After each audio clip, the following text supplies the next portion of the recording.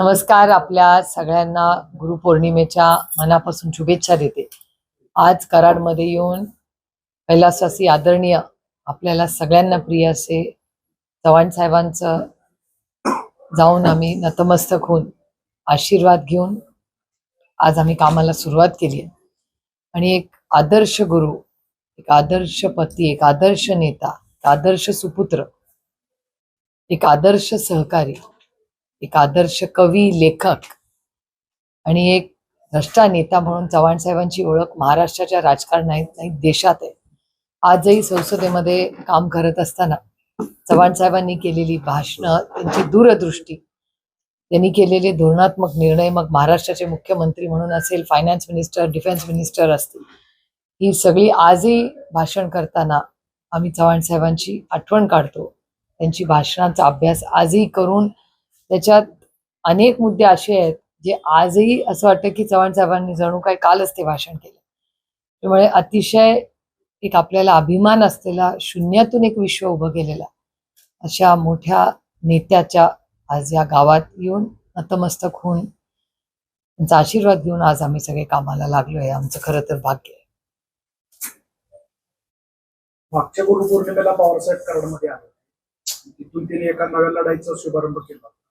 त्या लढाईमध्ये त्यांना चांगलं यश मिळालं आणि आता तुम्ही दुसऱ्या गुरुपौर्णिमेला त्याबद्दल नियतीचा काहीतरी खेळ आहे खरं तर.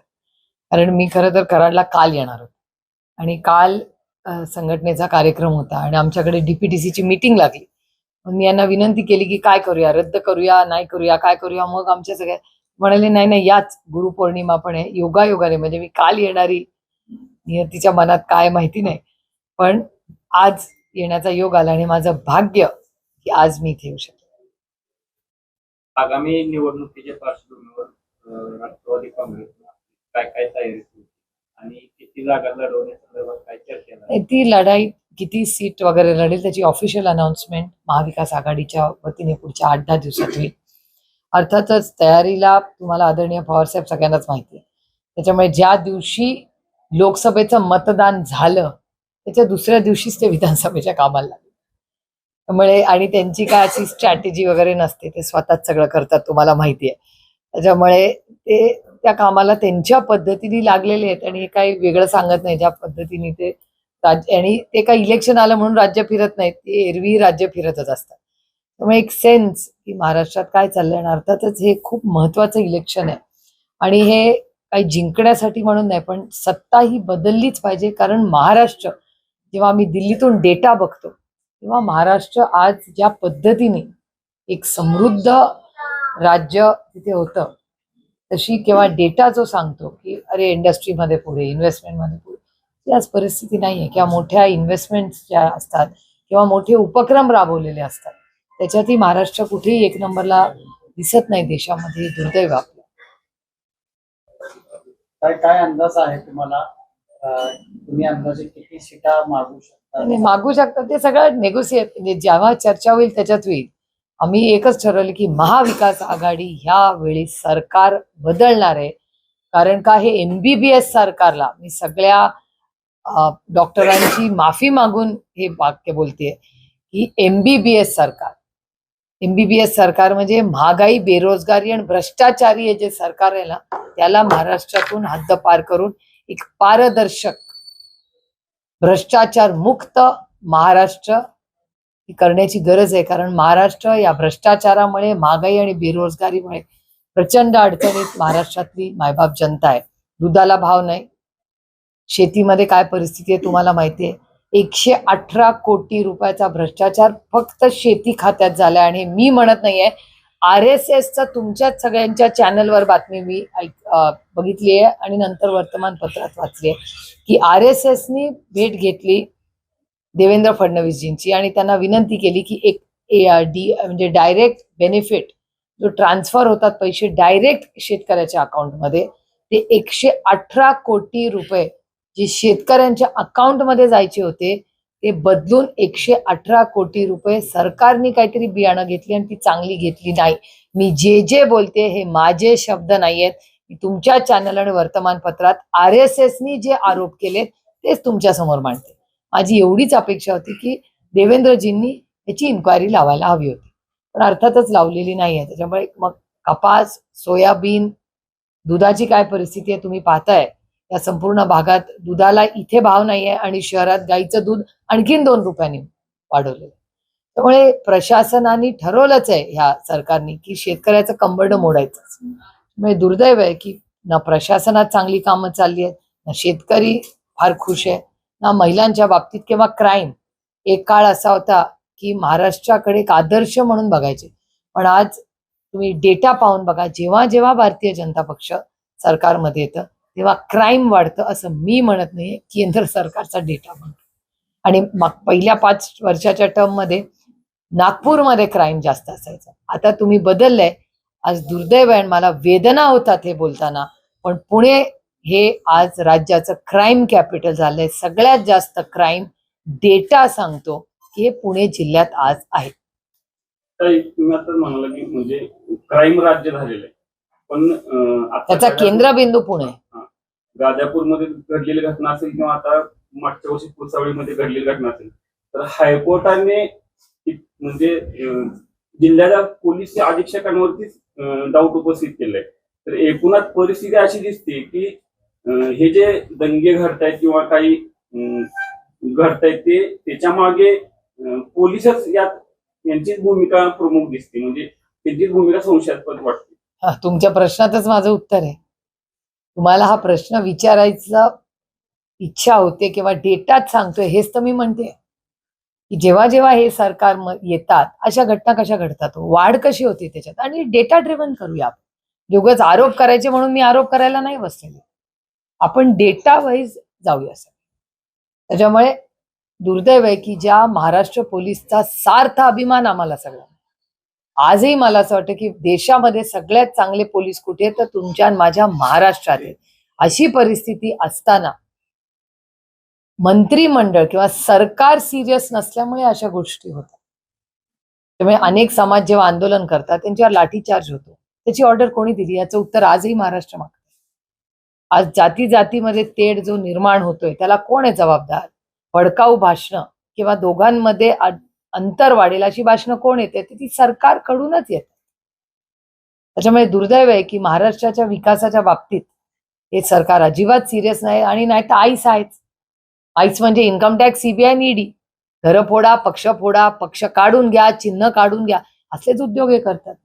मला खरं सांगा 2 वर्षामध्ये कुठले मोठे बिग तिकीट्स या सरकारने केलेले किंवा कुठली मोठी क्रांती या सरकारने केलेली? काय क्रांती केली? तर दुधाचा भाव शहरात वाढवला आणि ग्रामीण भागात कमी केला. कांद्याच्या निर्यातीबद्दल 1 वर्ष जेव्हा कोणी कांद्याबद्दल बोलत होतं तेव्हापासून मी बोलते, पार्लमेंटचा डेटा काढा. आणि आम्हाला म्हणायचे हो तुमच्या 3 जिल्ह्यांसाठी कोण देशाला अडचणीत आणणार, असं त्यांचा ऍटिट्यूड आहे. त्या शेतकरी बघा, दिंडोरी आणि नाशिकच्या लोकांनी काय त्यांना उत्तर दिलंय बरोबर मतातून. त्याचं कारण रुरल डिस्ट्रेस आहे. आणि डेटा सांगतो ना. तुम्ही गोदरेज किंवा या ज्या मोठ्या कंपनीज आहेत लिव्हर्स वगैरे त्यांचं त्यांचे सगळे बॅलन्स शीट्स आणि त्यांचं डिस्ट्रीब्युशन बघा ना. रुरल डिस्ट्रेस आहे. महागाई आहे की नाही घरी जाऊन विचारा वहिनींना की महागाई काय परिस्थिती आहे, डाळीचा भाव काय आहे, भाज्या काय आहेत किमतीला. आता फूड इन्फ्लेशन का मागच्याच आठवड्यात आले 5% फूड इन्फ्लेशन वाढले. तर महागाई तर वाढतेच आहे, फी वाढते, औषधं महाग झाली आहे. काय स्वस्त झालंय यांचं सरकार आल्यापासून मला सांगा. आणि भ्रष्टाचार तर रामकृष्ण हरी. काय बोलणार त्याच्याबद्दल? काल मला पुणे डीपीडीसीच्या बैठकीत बोलू दिलं नाही. त्याच्यानंतरच्या भाषणात तुम्ही सांगितलं की ह्याच्यासाठी त्यांना संविधान बदलायचं आहे. नाही अर्थातच तुम्ही बघा, बोलू दिलं असं नाही. मी काल डीपीडीसीच्या मीटिंगमध्ये मन मोकळेपणे बोलले एकतर, पण ते माझ्याबद्दल नव्हतं, ते आदरणीय पवार साहेबांना. तुम्ही बॅकग्राऊंड थोडंसं तुम्हाला सांगते, म्हणजे तुम्हाला आउट ऑफ कॉन्टेक्स्ट मला तुम्हाला गोष्टी सांगायच्या नाही.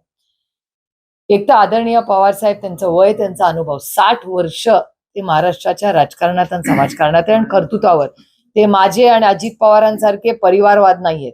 त्यांनी स्वतः शून्यातून विश, म्हणजे मी परिवारवाद आहेच, अजित पवार पण परिवारवादच. त्यामुळे आम्ही दोघं परिवारवाद आहोत. पण शरद पवारांनी शून्यातून स्वतःचं विश्व उभं केलं. 60 वर्ष महाराष्ट्राचे 4 वेळा मुख्यमंत्री, केंद्रात मंत्री, हा सगळा डेटा तुम्हाला माहिती आहे, काय वेगळं सांगायची गरज नाही. काल आम्ही डीपीडीसीच्या मीटिंगला जेव्हा गेलो तेव्हा आम्हाला पवार साहेबांनी 2-3 मुद्दे मांडले. त्याच्यात त्यांनी असा एक प्रश्न, एक स्लाइड आली त्याच्यानंतर सांगितलं की ज्या जे तुम्ही आता निधी देताय त्याचा प्रत्येक तालुका वाईज ब्रेकअप द्या, म्हणजे कळतं की नळ पाणी योजना किती झाल्या आहेत, समजा अंगणवाड्या किती झाल्या आहेत, याचा एक ब्रेकअप आम्हाला द्या, म्हणजे आम्हाला कळेल कुठे गॅप्स आहेत. कारण का काही आमदार म्हणत होते की आम्हाला अंगणवाडीला पैसे पाहिजे, अशी ती चर्चा चालली होती. त्याच्यावर कलेक्टरांनी अतिशय चांगलं उत्तर दिलं की माझ्याकडे आता तो डेटा नाही, पण मी तुम्हाला तो कलेक्ट करून व्यवस्थित किती विकास झालाय हा प्रत्येक तालुक्यातला तुम्हाला कळतो. विषय संपला होता. आम्ही समाधानी होतो, समजू शकतो कलेक्टरांना माहिती नाही, म्हणजे माहिती काढावी लागेल. विषय संपला होता. त्यानंतर पुण्याच्या पालकमंत्र्यांनी एक GR आम्हाला दाखवला आणि त्यांनी असं आम्हाला सांगितलं की GR मध्ये असं लिहिलंय की आमदार खासदारांना, आता ही पालकमंत्री होते त्याच्यामुळे तुम्ही इकडं आम्हाला मार्गदर्शन आणि केलं पाहिजे की पालकमंत्र्यांना आणि त्यांच्या कमिटीला हा अधिकार आहे, मेंबर्सला. आम्ही फक्त आमंत्रित आहोत तिथे, आमदार आणि खासदार, आणि तुम्हाला जे आम्ही पुढे बसवतो हे खरं ते मागचे पुढे बसायला पाहिजे. मग आमचा प्रश्न होता की तसा जर प्रोटोकॉल असेल तर इतके वर्ष का नाही तो पाळला गेला? मग आम्हाला आम्ही राजी खुशी मागे काय कुठे बसलो असतो. आम्ही बसणं महत्वाचं नाहीये, काम महत्वाचं. त्याच्यामुळे जर त्यांचा तो अधिकार आहे प्रोटोकॉल प्रमाणे, मग इतके वर्ष का नाही पाळला गेला? आणि ते काय पहिल्यांदा नाही पालकमंत्री झाले, 18 वर्ष पालकमंत्री होते ना पुण्याची. हा पहिला मुद्दा. त्याच्यानंतर आम्ही ठीक आहे म्हणलं, त्यांचा मानचंड, हा निधीची चर्चाच नव्हती ही. आणि GR मध्ये असं लिहिलेलं आहे, महाराष्ट्रातल्या कुठल्याही GR मध्ये हाच नियम कायदा आहे की मीटिंगला जर तुम्ही आमंत्रित असला तर आपल्या संविधानाप्रमाणे आणि त्या GR प्रमाणे प्रत्येकाला या देशात बोलायचा अधिकार आहे. त्या मीटिंग मध्ये आम्ही इन्व्हाइटी असल्यामुळे आम्हाला मतदानाचा अधिकार नाही. ते आम्हाला मान्य, आम्ही मतदान पार्लमेंटमध्ये करू शकतो. मी असेंब्लीमध्ये येऊन मतदान करू शकते का? तर नाही. माझा अधिकार मतदानाचा कुठे आहे? तर तो पार्लमेंटमध्ये अर्थातच. त्याच्यामुळे संसद भवनमध्ये मी मतदान करू शकते, पण ह्या मीटिंगमध्ये मी फक्त इन्व्हाइटी आहे. ते आम्हाला मान्य. आम्ही काय मतदान मागत नव्हतो, आम्ही फक्त प्रश्न विचारत होतो. आणि आदरणीय पवार साहेबांनी एक प्रश्न विचारला की विकास निधी कसा डिवाइड होता, एवढाच. त्याच्यावर आम्हाला एवढं मोठं लेक्चर देण्यात आलं की तुम्हाला अधिकारच नाहीत, हे नाही ते नाही. होल पॉइंट इज, आणि आम्हाला GR दाखवण्यात आला आणि मी तो GR संध्याकाळी नंतर मीही विचारलं की मग जर आम्हाला बोलायचाच अधिकार नाही, आम्हाला काहीच अधिकार नाही, आम्हाला बोलवता कशाला मीटिंगला? पण नंतर प्रशासनानेच मला सांगितलं की तुम्हाला इन्व्हिटेशननी बोलवतात, तुम्हाला बोलायचा अधिकार आहे. आणि ही दडपशाही आहे. दडपशाही कधी येते? जेव्हा कोणी तुम्हाला बोलायला नाही म्हणतं त्याला दडपशाही म्हणतं. एका आपल्यासारख्या देशामध्ये जर तुम्हाला मीटिंगला बोलवलेलं आहे, आता तुम्ही इथे आला आणि मी नो कॉमेंट म्हणू शकते, पण प्रश्न विचारायचा अधिकार तुम्हाला आहे, नाही तर कशाला प्रेस कॉन्फरन्स घ्यायची? त्यामुळे आम्हाला मीटिंगला बोलवलं, आम्ही प्रश्न विचार, आणि आम्ही समाधानी होतो कलेक्टर बोलल्यानंतर की ठीक आहे. कलेक्टर म्हणले आम्ही माहिती कळवतो, विषय संपला होता. पण पालकमंत्र्यांनीच स्वतः त्या विषयात अजून त्यांनी क्लॅरिफिकेशन दिलं की आम्हाला नाही. त्यामुळे हा मुद्दा खरं तर मी माननीय मुख्यमंत्र्यांना पत्र लिहून विचारणार आहे की नियम कायदे, एखाद्या आमदार आणि खासदाराचे काय अधिकार आहेत. कारण मी मागच्या आठवड्यात बघितलं, बजरंग सोनावणे तर शेजारी बसले होते धनंजय मुंडेंच्या DPDCला. तुम्ही सगळे कुठे बसता मला माहिती नाही. खासदारांवरती वरती बसवतात, राज्यसभा आमदार पुढे असतात, आमदार खाली पुढे असतात. पुढे असतात. आता हे बघा, हे वेगळंच आहे. अरेंजमेंट आता तुमची वेगळी, आमची अशी मोठी आहे. पण आम्हाला काय खाली बसवा, आम्हाला शेवटच्या रांगेत बसवलं तरी चालेल. आम्हाला कुठे बसवता याला महत्व नाही, आमच्या कामाला महत्व. आणि आम्ही कुणाची, आमची घरची कामं सांगत होता का? आम्ही 23 लाख लोकांनी मला आणि अमोल दादांना निवडून दिले. आणि आदरणीय पवार साहेब काय प्रश्न विचारत होते? लोकांच्या हिताचाच प्रश्न विचारत होते. तो प्रश्न विचारल्यानंतर त्यांना सांगण्यात आलं की तुम्हाला अधिकार नाही. त्याच्यानंतर पवार साहेबांनी एकही प्रश्न विचारला नाही मीटिंगमध्ये. त्यांनी प्रोटोकॉल फॉलो केला. आणि तुमच्या माहितीसाठी सांगते, माझ्यासाठी पण एक शिकण्यासारखी गोष्ट होती.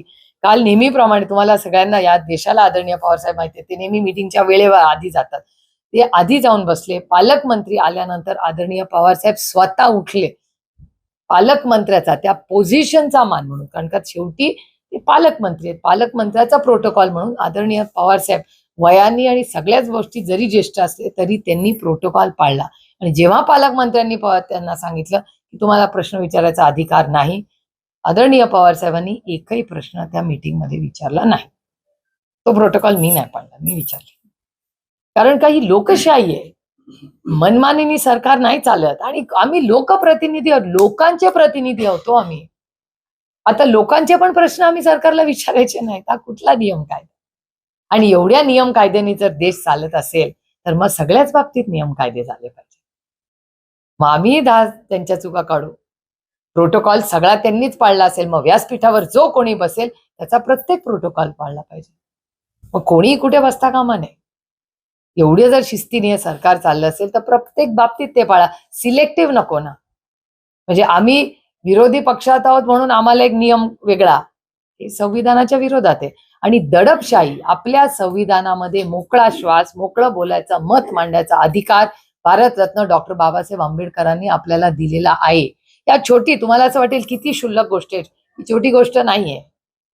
ही सुरुवात आहे त्या दडपशाहीची. कृतीमधून दिसतं की ही दडपशाही आहे. इतके वर्ष आम्ही एकत्र काम केलं ना, कधी आम्हाला नाही सांगण्यात आलं की आमदार खासदारांनी विचारू नये प्रश्न, आमदारांनी विचारू नये. तर आमदार खासदारांनी प्रश्नच नाही विचारायचे, मग आम्ही काय करायचं? मग त्या मीटिंगला कशाला बोलवले आम्हाला? तुमच्या दरात तिकडे गेल्यावर बदलले. म्हणजे आता शक्यता नाकारता येत नाही. ताई, बावनकुळे यांनी असा प्रश्न केलाय की महाविकास आघाडी मराठा समाजाला ओबीसी मधून आरक्षण देणार असं जाहीर करणार. माझा त्यांना प्रश्न आहे, ते सत्तेत आहेत, त्यांचं काय मत आहे? ते देणार, ते सत्तेत आहेत आणि इथे गल्लीपासून दिल्लीपर्यंत त्यांची सत्ता आहे. मराठा समाजाला आरक्षण मिळावं म्हणून अनेक नेते शरद पवार साहेबांनी पुढाकार घ्यावी अशी अपेक्षा व्यक्त करतायत. पवार साहेबांनी अजून त्यांचं स्पष्ट मत मांडलेलं नाहीये. त्यांचं, आमच्या पक्षाची लाईन ही गेले 10 वर्ष, डेटा काढून बघा, 10 वर्ष मी सातत्याने पक्षाची लाईन ही फक्त इथे तिथे नाही, या देशातल्या सगळ्यात उच्च सभागृह, पार्लमेंट, संसद भवन मध्ये मांडलेली आहे. मराठा, धनगर, लिंगायत, मुस्लिम आणि भटक्या विमुक्त समाजाच्या महाराष्ट्रामध्ये आरक्षणाच्या मागण्या आहेत. त्याचे कन्सॉलिडेटेड बिल सरकारने करावं आणि शेवटी ते दिल्लीत जायला लागेल. ह्या सगळ्याला दिल्लीमध्ये कॉन्स्टिट्युशनल अमेंडमेंट करावं लागेल. ते त्यांनी कन्सॉलिडेटेड बिल पाठवावं. पूर्ण ताकदीने कुठलंही सरकार असलं तर आम्ही त्याला मतदान करू. त्यालाच जोडून एक प्रश्न आहे. कालपासून मनोज जरांगेने पुन्हा उपोषण सुरू केलं. सरकार या बाबतीत कालदखलपणा करते. अर्थातच, अहो कशाला? देवेंद्रजी मुख्यमंत्री व्हायच्या आधी आमच्या घराच्या बाहेर येऊन 10 वर्षापूर्वी म्हणले होते महाराष्ट्राच्या पहिल्या कॅबिनेटमध्ये धनगर समाजाला आरक्षण देऊ. तुम्हीही कव्हर केलं असेल. मी जरा वयाने लहान आहात त्याच्यामुळे तुम्हाला आठवत नसेल, पण तुम्हाला तर आठवत असेल. आपण सगळ्यांनीच पाहिले ते 10 वर्षापूर्वी. त्यामुळे धनगर समाजाला आरक्षण दिलं, रान पेटवलं होतं भारतीय जनता पक्षाने. काय झालं? धनगर समाजाला पाहिजे तसं आरक्षण मिळालं. आणि सगळ्यात महत्वाची गोष्ट, महाराष्ट्रात एक बोलतात, दिल्लीत एक बोलतात. महाराष्ट्रात म्हणतात धनगर समाजाला आरक्षण देऊ. ऑन रेकॉर्ड भारतीय जनता पक्षाची लाईन ही पार्लमेंटमध्ये की आम्ही धनगर समाजाची मागणी आहे ती त्या पद्धतीने पूर्ण करणार नाही. तर मग भारतीय जनता पक्ष मराठा, धनगर, लिंगायत, मुस्लिम आणि भटक्या विमुक्त समाजाला आरक्षण देणार का नाही? दिल्लीत एक आणि गल्लीत एक असं चालणार नाही. त्यांनी एक काहीतरी लाईन घ्यावी आणि आम्हाला सांगावं. आणि ते सत्तेत आहेत. इथे तर 200 आमदार आहेत. 200 आमदारात बिल पास करायला काय हो? आणि दिल्लीत त्यांचे जरी यावेळेस नंबर कमी आले असते तरी आमची तयारी आहे ना सहकार्य करायची आरक्षणाच्या बिल. जेव्हा मोदी सरकार होतं, आता युपीए सरकार आहे, एनडीए सरकार आहे. तर त्या मोदी सरकारच्या वेळी पण 5-6 वेळा अर्जुन मुंडाजी जे आहेत मंत्री, तेव्हा त्यांच्याकडे डिपार्टमेंट होतं, त्यांनी अनेक वेळा आरक्षण आणली बाकीच्या राज्यातली. मी प्रत्येक बिलवर मीच बोलले आरक्षणाच्या, प्रत्येक बिलवर. म्हणजे मी वाचले, उभी राहिले की मुंडाजी म्हणायचे आता तू परत मराठा धनगरांचा मागणी करणार. म्हटलं करणारच ना, का नाही करणार? आमच्या लोकांची. आणि आम्ही निवडून कशासाठी गेले? बोलायलाच पाठवलंय ना पार्लमेंटमध्ये, ना तर कशाला पाठवले दिल्ली? अर्थातच मुद्दे मांडायलाच तुम्ही पाठवले. त्यामुळे ह्याच्यावर गव्हर्नमेंट सिरियस नाही हो. आणि आम्ही आहोत ना, हे आत्ताचं जे एनडीए सरकार म्हणायला लागले, आता ते एनडीए सरकार एक तर नंबर्स आहेत आणि आम्ही त्यांच्या बाजूने मतदान करू जर हे सगळं आरक्षणाचं बिल आणलं तर. मला एक सांगा, एवढं हे सरकार एफिशियंट आहे म्हणतात, प्रोटोकॉलचं वगैरे आम्हाला सांगतात. गेल्या अनेक वर्षाचा प्रोटोकॉल असा आहे की पार्लमेंट सेशनच्या आधी खासदारांना बोलवलं जातं आणि आम्हाला ब्रीफिंग देतं सरकार. आणि त्याच्यात मुख्यमंत्री आणि उपमुख्यमंत्री आणि सगळी कॅबिनेट असते. आणि मग ते त्यांच्या विषय आम्हाला सांगतात. मग आम्ही 48 जण एकत्र मिळून महाराष्ट्राच्या वतीने बोलतो. त्याच्यात काय पक्ष वगैरे नसतो.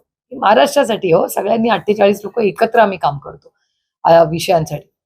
मीटिंग पण नाही घेतली. बजेट सेशन्स या देशातलं सगळ्यात महत्वाचं सेशन 4 सेशन पैकी बजेट सेशन असतं. महाराष्ट्राने आम्हाला ब्रीफिंगच नाही केलं आणि आरक्षणासाठी बोलायला नको आम्हाला. मग जर आरक्षणासाठी 48 खासदारांना इथून कामाला काही प्रस्ताव देऊन पाठवलं असतं तर आम्ही 48 जण बोललो असतं ना दिल्लीत आरक्षणाबद्दल आणि कॉन्स्टिट्युशनल अमेंडमेंट. मग हे एवढं जर सिन्सिअर आहे आणि सरकार, मग ह्या बाबतीत आम्हाला का ब्रीफिंग होत नाही? महाराष्ट्राचे भावी मुख्यमंत्री म्हणून महिलेला संधी मिळावी याबद्दल आपलं भूमिका आहे. मला असं वाटतं कुठल्याही पदात जेंडरमध्ये अडकू नये आपण, कोणीच अडकू नये. मुख्यमंत्री पद हे फक्त कर्तृत्व आणि टॅलेंट बघून मिळावं. जी व्यक्ती महाराष्ट्राला देशामध्ये पहिल्या नंबरवर घेईल त्या व्यक्तीने कुठलंही पद असेल, मग खासदार घ्या, मी काय महिला खासदार नाही, मी खासदार. त्यामुळे जेंडरमध्ये ट्रॅप, म्हणजे माझं मत आहे की जेंडरमध्ये कशाला अडकायचं. कुठल्याही पदावर त्या व्यक्तीचं कर्तृत्व हे महत्वाचं असतं. मगाशी तुम्ही बोलताना म्हणाला पवार साहेबांनी लोकसभेच्या निवडणुकीत विधानसभेची तयारी लगेच सुरू केली. पण पश्चिम महाराष्ट्रातील सातारा हा बालेकिल्ला होता राष्ट्रवादीचा आणि शशिकांत शिंदे सारख्या उमेदवाराला पराभव पत्करावा लागला. एकूणच कुठेतरी रणनीती चुकी आहे किंवा पक्षाची ताकद कमी पडते असं वाटतंय काय सगळं? नाही, ताकद कमी काय पडलीच नाही आमची. आणि एकतर आमच्याकडे होतं काय, आमचा पक्ष नेला होता, आमचं चिन्ह नेलं होतं, आमदार खासदार, माझ्या तक्रारीमध्ये सोसायटी, ग्रामपंचायत, काय तो जिल्हा परिषद जे मेंबर्स होते ते, कारखाने, त्याचे सगळे चेअरमन, मग दूध संघ, कोणीच माझ्या बरोबर नव्हतं, ना माझ्यावर ना अमोल दादा बरोबर, ऑल गॉन. त्यामुळे आम्ही तर फकीर होतो. आम्ही ईस्ट इंडिया कंपनीशी लढत होतो. कारण कधी ईस्ट इंडिया कंपनी होती, सत्ता त्यांची, सगळी यंत्रणा त्यांची, सगळा विकास निधी, सगळा निधी, कुठला निधी तुम्हाला माहिती आहे सगळं काय झालं त्या मतदारसंघांमध्ये, ते सगळं त्यांचंच होतं. आमच्याकडे काय होतं, आमच्याकडे फक्त कष्ट करणारे आमचे सहकारी पदाधिकारी नेते आणि त्यानंतर ह्या राज्यातली मायबाप जनता जी आमच्या मागे उभी राहिली. आता साताऱ्याची केस थोडीशी वेगळी आहे. म्हणजे मला विचाराल तर बारामतीच्या आधी साताऱ्याची सीट येणार असा आमचा सर्वेही दाखवतो. म्हणजे 8 पैकी खरं तर हा आमचा हक्काचा 9वा मतदारसंघ, हा 1 नंबरला यायला पाहिजे होता. पण दुर्दैवाने पिपाणी तुतारी ह्याच्यामध्ये पण आमचं खूप मोठं नुकसान झालं आणि त्याच्यासाठी आम्ही इलेक्शन कमिशन मध्ये शिंदे साहेब आणि आम्ही सगळे एकत्र गेलो होतो. शिंदे साहेबांना आम्ही आवर्जून आग्रह केला होता की त्यांनी आलंच पाहिजे.